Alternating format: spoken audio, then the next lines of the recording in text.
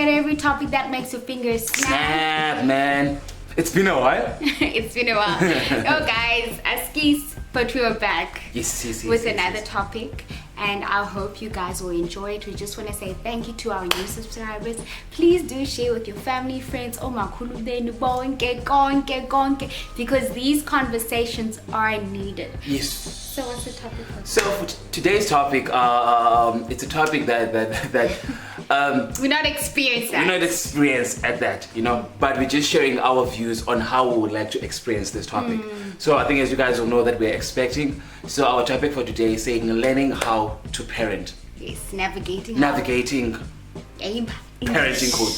As much as we have not started being parents, but we feel like we have a few ideas on how we would like to parent. Yes, because it's something that we're not experienced at, but I think we like to talk about how we would like to parent and how we would like not to parent. Yes. Otherwise, I must say as much. Okay, but no, not because I didn't know you, but girl, but before we get started with the topic, there's a quote that I saw, and I saw it so much fitting with this topic. It says, your parents programmed you the best way they knew. It is up to you to reprogram yourself as many times as needed until you finally meet you. While you're at it, reprogram them too. Wow. I felt that that's really deep. I'll just start with the first sentence. It says, your parents programmed you the best way they knew. It's like something that you always say. You say that we cannot fault our parents. Yes, fault. Yeah, I'm in English. Like, we cannot fault our parents of how they did things. They did that the best of their capabilities. Because sometimes, I so wish your mama did this. I so wish they did this, did that. But guys, we cannot fault it. That's what they thought was best for you. But the thing is, I love it, the second line. It says, it is up to you to reprogram yourself as many times as needed until you finally meet you.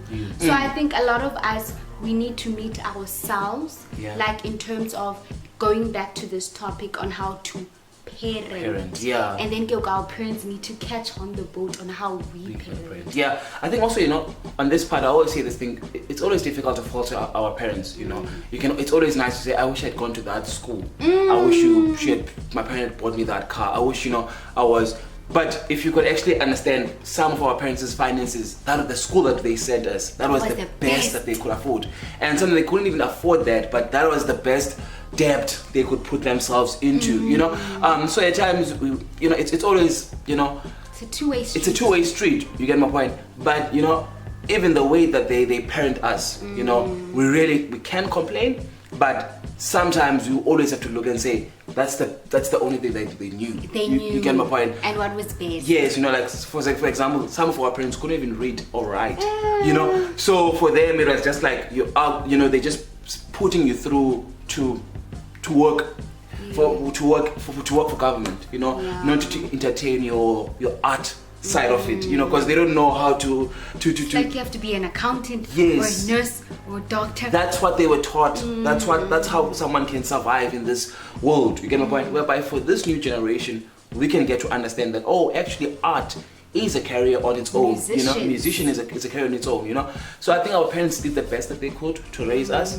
It's up to ourselves, and I think I agree with that with that post. We can reprogram ourselves on becoming the best version for ourselves.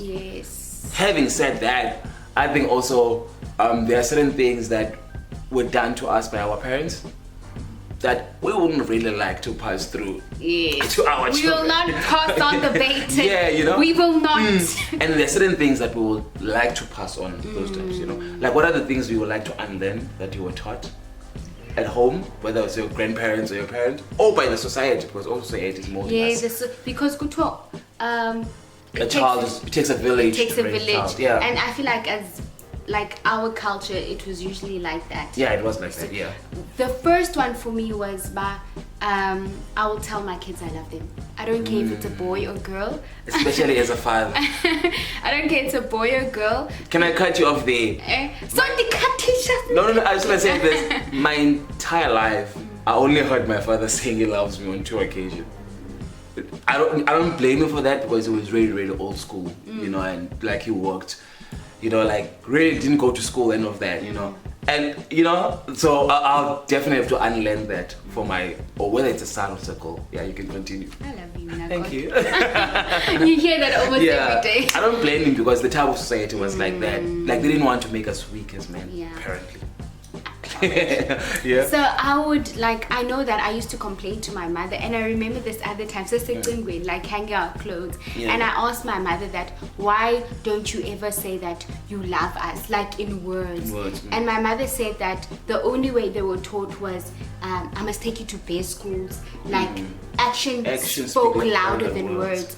And for me, I was like, but words. You are a child. You're a child. And I was like, no, words speaks louder than actions for me. Like when you say you love me, it means more. Yeah. So like even when I tried to make her understand, you could see this person agaiva, like she doesn't understand this. The only way is for her to take me to good schools, to swimming clubs, you know, to always provide. And that was the only way to show me that she loves me. So for me, I'm unlearning that. I'm gonna tell my kids, boy, girl, no, but they feel like like embarrassed. Baba, I love you. Denam, I love you. I will tell them, they must know.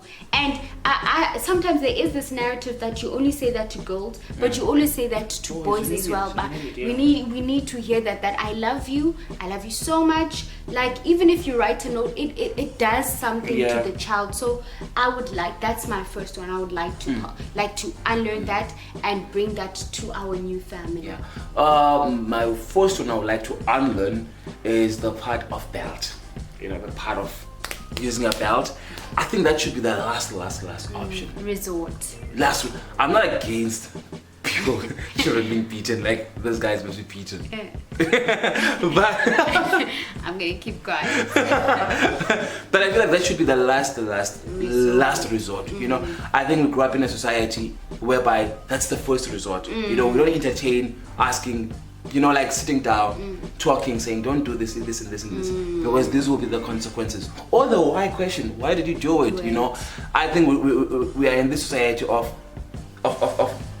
you do something now, we're punishing you now. You get my point? There's no part of saying, was this a mistake? Did you know what you were doing? There's no part of saying that was wrong, you could have hurt someone else. You know, it's not only with children. I actually look at this thing even whenever they strike in our communities.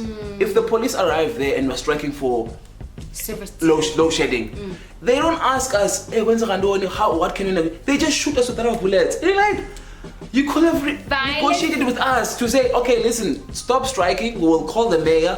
No, they're like 5, 4, 3, 2, 1, we'll give you 3 minutes to go, or else we're shooting. And it becomes worse than initially how it started. You get my point? So I also like to have that with the child, of saying at least that must be the last resort. You get my point? To try to speak to the child. You get my point? To awaken that isazela, you know, that consciousness in the name. You get my point? To know that I know this doesn't sound funny, but at some point that thing of saying go to the naughty corner, you know, I think the intention of that was to say go and think of what you have done wrong, and come and apologize, and come back and tell us what have you thought about that. Some people like pray for what you've just done. Yes, you know, pray for what you've just done. Yes, you know. So I would like to entertain such disciplinary measures, you know, that because you know what, to a child, you start doing that of always beating the child, they start also going to a part of closure. You get my point? They hide themselves, or they start opening to one parent and not opening to the other parent. And usually the guys who are expected to spank the children, it's always us, the man. You get my point? It's like good cop and bad cop. Obviously, because you are a man, you are the bad cop, you know. And as much as I understand that this is a child, you know, I mean, even the Bible say, you know, I'm paraphrasing it, but the belt doesn't kill a child. But I would like that to be the last option. You know, not to be like, first thing you've done, you put the seat, you know? Let's be the team. I would like to unlearn that and try to learn the other methods. You know, you guys can suggest other methods. I would really like to entertain other methods. That's my first thing to unlearn. I think my second one would be, and I think it has affected a lot of people, is that transparency. I've learned that like our past, like when we grow up, young India feels like everything is hidden under the carpet for the sake of, hi, we must look a certain way to certain people. That time in closed doors, the child is hurting, the child is becoming messed up to a point that they need a psychology. So I think the environment I want to introduce to my new family, let's talk. Yeah. You know, like make it an environment where the kids are so comfortable to speak, even if like they are raped. But at malumi and pata, like my uncle is raping me, or he tried to touch my private parts, or at school I'm being bullied. Like I think let's make the home so comfortable that even when you're going through such, you are able to speak. Because there are some things that I could, like till today, I could never speak with my mother because there was no environment that was made that was allowed for that to happen. Allowed for that to happen. So I think I want to unlearn that and bring something new to our family. Yeah. For me, I also like to unlearn the part of being comparing a child to other children at home or to other children out there. You know, like it used to be like that. Whenever you do something, your mother would be like, like, why you not like the other children? You can be like, why are you not like your? I think somewhere along the line we need to understand that people are unique. We're different. People are different. You know, the other child can be artistic in their mind. The other child can be gifted in terms of understanding maths. You know, I think we always want to push one narrative. So imagine when you're comparing a child who's not into science to a child who's into science. They're bound to lose, you know, they're bound to, and sometimes that creates a feeling of unworthy. You get my point? So I would like to not to do that, not to compare our children to other children, whether it's their own brothers or sisters or whether it's out there, you know, but try to deal with the child on their own, you know, like be like, try to reach their own potential, you know, like what, like to say, like what's your goals? And what do you want? Yeah, have their own criteria to judge themselves. I would like to be compared to myself. I like someone to say that. I love that. Yeah, I love that. I like someone to say that this is not the potential, this is not the Sipho that we know. You know, this is not your best. We know you do your best. Remember that day. I would like to be compared. I would like to be my own competition. I love that. You know, I'll do that. Is there other things you'd like to unlearn? Or the new things? Oh, there's a lot. It's like it's gonna be part 1 and part 2 of us. I feel like there's a lot, but like you're right, there's a lot, guys. Like I can speak about, but there's so many things that are unlearned. But I feel like I don't want us just to focus on that. Yeah. Like I think you guys will also share in the comments. Yeah, share on down below that what are the things that you would like to unlearn and things that you would like to introduce into your new family. Yeah. So where we at now? I thought you were running this show. Oh, I feel like, do you still have things you want to unlearn? There's a lot, but I feel like I'll continue and then this video will be like 29 minutes and stuff. But I think you get the gist of it. Yeah. It's just learning or unlearning. Yeah. So things you'd like to learn or introduce? Ooh. I want to introduce why are you excited when I say I want to introduce? Because I'm like, these are gonna be new ideas. We have to live with this house. I want to introduce. It's actually a nice idea. Yeah. I want to introduce like family day type of vibe. Oh. Like we know that there is a family day. Like we don't there's no specific day. Yeah. But like each week we know that there is a family day. Like each week. For example, I want like maybe this week we have a movie date and like we have a basket where one child chooses or anyone in the house. Yeah. And then we'll watch that person's movie, boring or not. You know.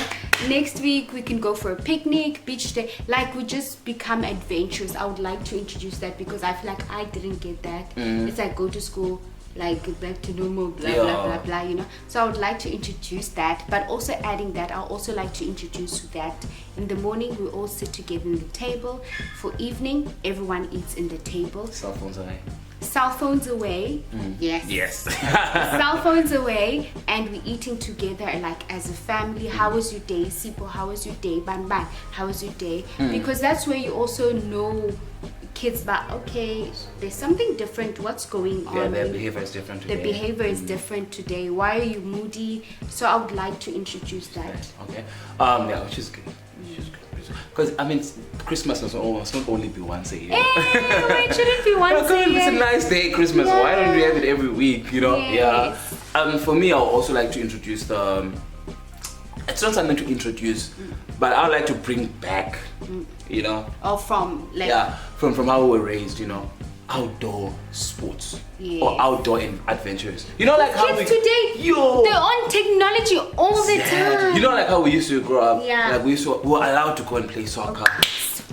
You know, Ndwahla, you know, like Black Mampala, you know, Black Toad, hide and seek. Black Mampala. You know? Yeah. Wrong swimming so we didn't know it was wrong to go and shoot the birds. Okay, we're not killing any animals, sorry, you know. But I like to bring back that. Okay, the gadgets must be there, but just control the screen time. Control screen time. You know, I can understand like other children are not sports children, you know, but there are also adventurers out there. We can go to the mountain, go camping, go drive bicycles, you know, because you know what, man, it's that's how we learned how to socialize. You know, sometimes I also feel like social media and these gadgets to children has ruined things. Yeah, it can make them to be not sociable. Yeah. Like, they don't have social skills, you know, like team sports, you know, that you go squash, tennis, you know. I would like to do it. I would like to bring back that. I would like to bring that back to society. You know? And because of COVID, also things got more. More, yeah, you know. Yeah, you know. I mean, I understand it's not safe, so hence we also have to be out there with them, you know. So I would like to bring back that. I like that. Yeah, and you? Something else? Yeah. I think what I would also like is like to introduce in the families that we still have a life. Before the kids, we had a life. We're husband and wife. We should still have our get-to-goes. We still should have our space. Like if we have to leave kids with Ugogo and go for us, I would want us to continue with that, because I don't want us to be psyched up on growing these kids only, you know. I want us to do that intentionally. Also, like adding that, I want us to be open-minded, like how we raise our kids in terms of if our child after grade 9 wants to go to college, so be it. If we see that not to force our dreams to our children. Not to force our dreams to our kids. University should not be a force. If they have skills of music and rather take them to music school, so be it. Then wasting our money there. Then wasting our money at university, umdana gafundi and stuff. So I wanna be open-minded to that. That if after grade 9 they just want to go study music or sound engineering, like it's fine. Like I mustn't be. It's cool to be weird. Let kids be weird in their own character. So I would like to also introduce that. Like, I really do. For me, I also like to. I think we've spoken about this, but to also make our household a godly centered house. You know, like our children should know that you're still in our house, dude. Like this is a place of prayer. This is a place of love. This is a place of peace. There is someone who is above us that we respect and we look up to, which is God, you know. Yes, maybe after they've left the house they can choose their own belief. It's fine. But as long as you are here now, we will use this belief of God, you know, just to make it not this attitude that only when we are in church then it's God, and then when we're out there it's just do as you please. But also in the house, like our own home to be our own mini church, in a fun way, you know. Bring prayer, bring biblical studies, you know, bring songs, bring praise, you know. Just give them something that can. I would like to do that as well. That part is challenging, hey, because I remember I hated like the church. Our parents took us to Methodist and I couldn't do it anymore, but I was privileged enough. My father said that I don't mind, as long as you believe in God, you can go to any other church. For me, it's not necessarily about church, the building, but I'm saying the teachings of God in the household. You know, in the household. You see, so the church from the building, that's a different story. But I'm saying in the household that this is still a place of prayer. This is still a place of refuge. You know, it's like we don't sway in our home because we believe that you know, there's a certain spirit that you know, we don't beat each other up. Yes. There's no bullyism in our home because we believe that there's a certain spirit that's hovering us. You know, there's certain guidance that is above us. You know, like I would like for children to see us praying to God. Yes. I love that. Like to know that there's also someone who's higher, who's a high authority.